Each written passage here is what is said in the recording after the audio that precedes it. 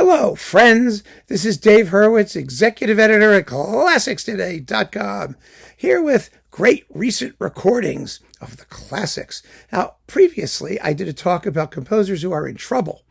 Several talks in the 20th century who I don't think are going to fare very well, who aren't faring very well. And the prime one of the prime ones anyway, was Tchaikovsky. Because today's conductors they either futz around with the music or simply go cold on it. They just don't seem to have that natural romantic passion that Tchaikovsky demands, and that virtually everybody had. Everybody was doing well in the 60s and 70s. They just gave it up.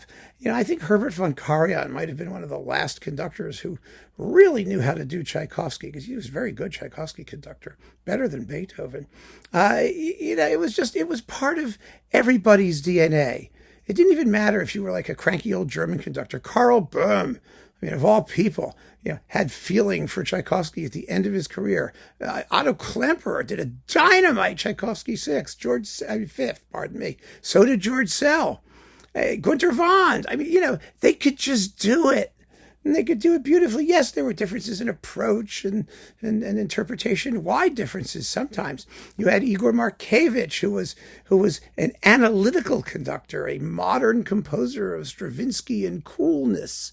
But he was wonderful at Tchaikovsky. You knew you were going to have a good time when people program Tchaikovsky. Nowadays, oh my God, it's an ordeal sometimes. You sit through it, and they just don't seem to have that idiomatic feel for the music anymore. But there's an exception. Yes, and it is past the 20th century. It is for the new millennium. It's this cycle with Vladimir Jurowsky and the London Philharmonic. This is a live Tchaikovsky cycle that has in it, you get all the symphonies, and you get Manfred, probably the best Manfred ever recorded, frankly. The only issue being slight sonic considerations. And Francesca de Rimini, slamming Francesca de Rimini, and the Serenade for strings. And look at this guy. Doesn't he look like he's just got Tchaikovsky in his bones? He looks like he's in agony. He's got the gaping mouth. You're expecting some fly to go zipping in there any moment. He's got the hands clutched with tension. His hair is long and straggly and drippy and greasy. And then, if that's not romantic, he looks like Edvard Munch, might have painted him. It's fabulous. It's the right look for Tchaikovsky, and he plays it.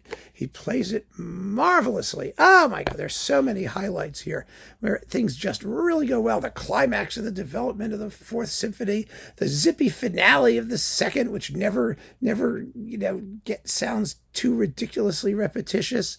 The whole Fifth Symphony, which is just beautifully done with a finale that doesn't hang fire. That central episode, the Pathetique, which is not distended or futzed with to the point where he's just you feel that he's just trying to poke at the music rather than play it. The natural exuberance of the first movement, second subject, the simple misery of the finale, the great march. And the Manfred is dazzling.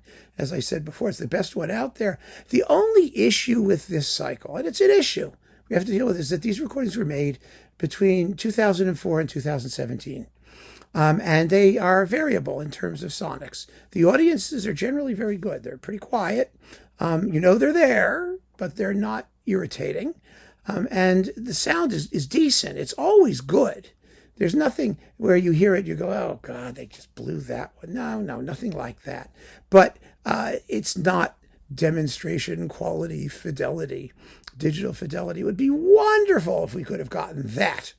That would have just been spectacular, but it's not. And it is a consideration if you want the best sound. But I don't find anything in the sonics detract from the excellence and the enjoyment of the performances. I really don't. And boy, oh boy, oh boy. It's such a relief to know that somebody out there in this day and age still knows how to play Tchaikovsky and is willing to just rev it up and let it out for our delectation, for our enjoyment. It's wonderful. It's a wonderful cycle. It's probably unavailable now. Who knows? It was around for a while. I saw it come and go. You can download it. That I do know because I did. It's on my phone. So I can listen to it whenever I like, wherever I am. And this is the box that I keep, securely somewhere, if I want physical product. But yeah, they're splendid performances, and they make me hopeful that at least there is a slim thread of idiomatic Tchaikovsky performance that still lingers over into the 21st century. And who knows, perhaps there will be some more people who are similarly adept or adroit at playing Tchaikovsky. It would be really good to know that they're still out there and not near death. That's the point. Young conductors, new conductors, people who will be doing this for a long period of time, not just some old hangers-on from the previous century. You know what I mean? So keep on listening, friends. Thanks for joining me. Take care.